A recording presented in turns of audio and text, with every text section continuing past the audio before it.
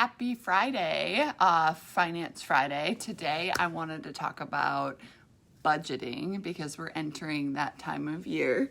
So a lot of businesses have a fiscal year end of 12/31, and we want to talk about budgeting because we have Finance Simplified kicking off in September, and you're going to probably enter budget season pretty soon if you haven't already.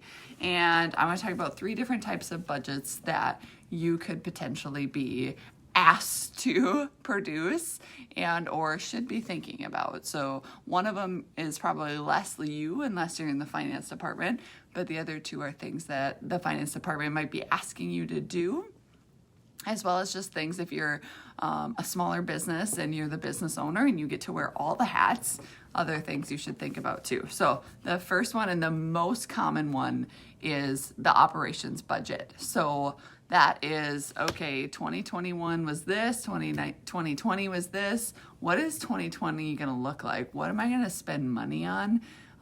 Whether that's just the normal stuff like your rent and all the things that come with running a business. And then what are the things that I need to increase or decrease, either because with decrease it would be because I'm not maybe managing that efficiently, or we found a loophole or something to do less expensive.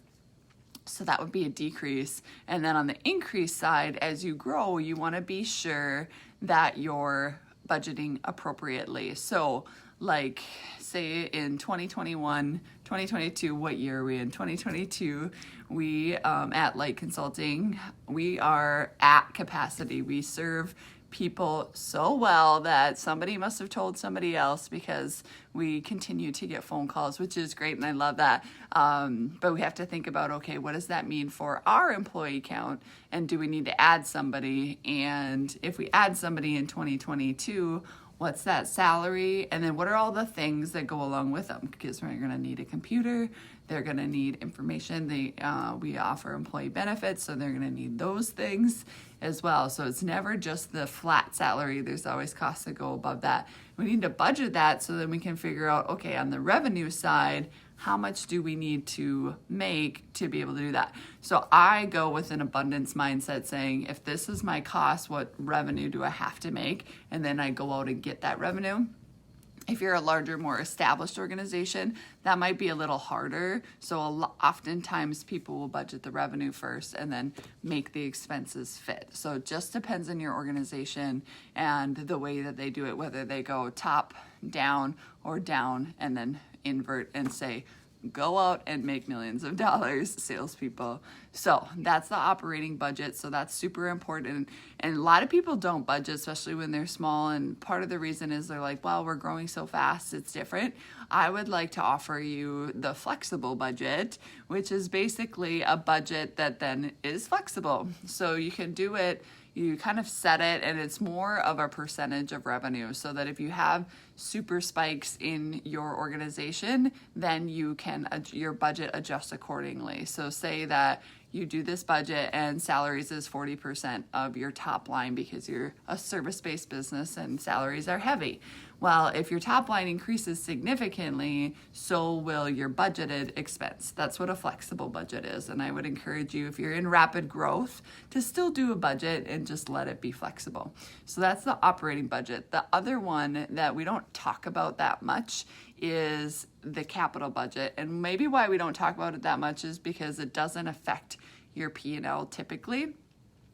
And the reason that is because the capital purchases go on the balance sheet as an asset.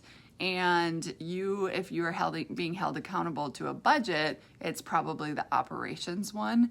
So they maybe don't ask you about that capital budget. So the capital budget would be things like, we need a new piece of machinery, we need a new vehicle for said whatever, we need more computers. Sometimes computers are just expensed right out because they're becoming obsolete in such a short period. But all of those things, and thinking of your wish list. I know a lot of nonprofits that I work with too, they have kind of like their capital budget, capital wish list, if you will, over to the side in case a donor shows up and says, hey, I want to give you a chunk of money. What are you going to do with it? And I want it to be invested in fixed things and not just operations. So those are some different things that you would be spending capital budget money on. The reason that that's so important is to take a minute, take a week, an hour, whatever it looks like in your organization, and think about, what do I need to replace in my equipment? So thinking, if you're a construction company, that's who we serve the most. What pieces of equipment do I have that are probably on their last leg? Or what pieces of equipment will I need if I get that job? And really thinking through those things so that when it comes time to write the check, there's money in the bank. And that brings me to the third point, which is not necessarily a manager's responsibility. Always the CEO has to be responsible for everything, the CEO or a business owner. And if you have a finance team, this should be really in the forefront of their mind. Once they have operating budget, capital budget, the next thing is the cash. How is cash going to flow in this organization?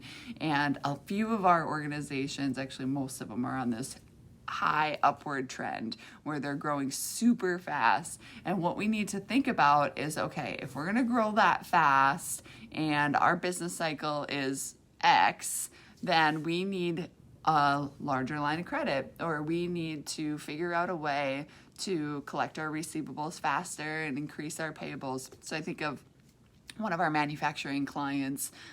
They manufacture a product and they ship it to their customer in a bulk order. So really sitting on there, and the terms of the receivable was net 60. So they're supposed to pay the net amount 60 days from the day it was shipped.